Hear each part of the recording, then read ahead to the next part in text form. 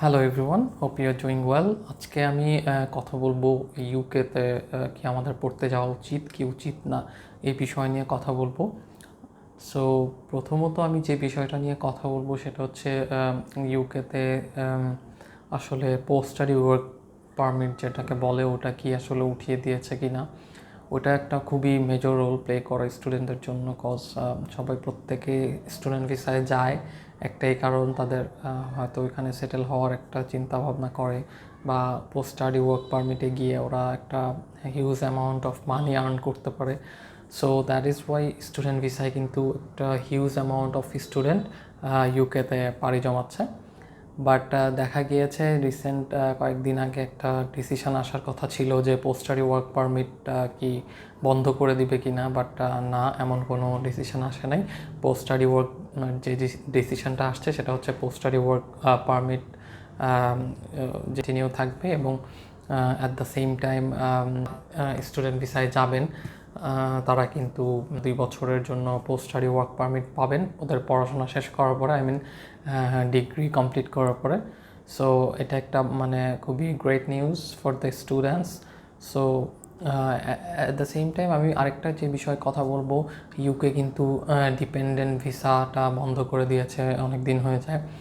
So এইটা একটা drawbacks ইউকের জন্য বলতে পারি।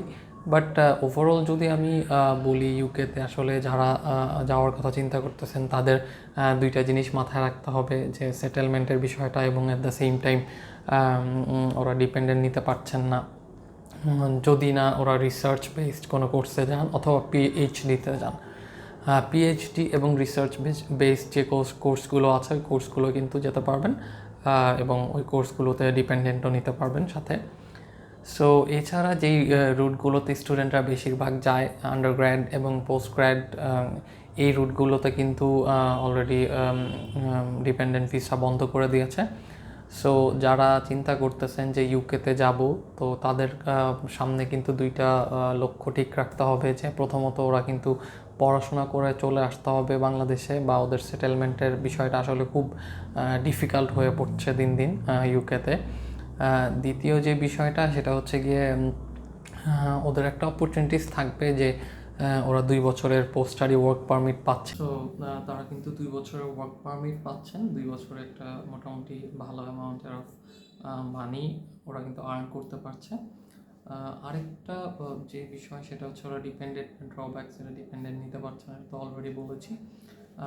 আর আরেকটা সুবিধা আছে, যারা পড়াশোনা করতে যেতে যাচ্ছেন তারা চাইলে, সো তারা কিন্তু 2 বছরের ওয়ার্ক পারমিট ভিসাটাতে থেকে একটা মোটামুটি huge amount of money earn করতে পারছে।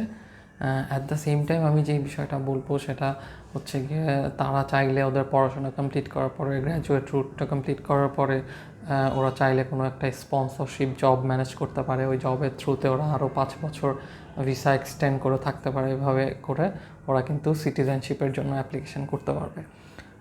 অ্যানাদার ওয়ে যদি বলি সেটা হচ্ছে কি, ওরা কিন্তু ইউকে থেকে চাইলে অন্য কোনো ইউরোপের কান্ট্রিগুলোতেও মুভ করতে পারবে, যেমন ফ্রান্স আছে, পর্তুগাল আছে, স্পেন আছে, এইসব কান্ট্রিগুলোতে ওরা মুভ করতে পারবে।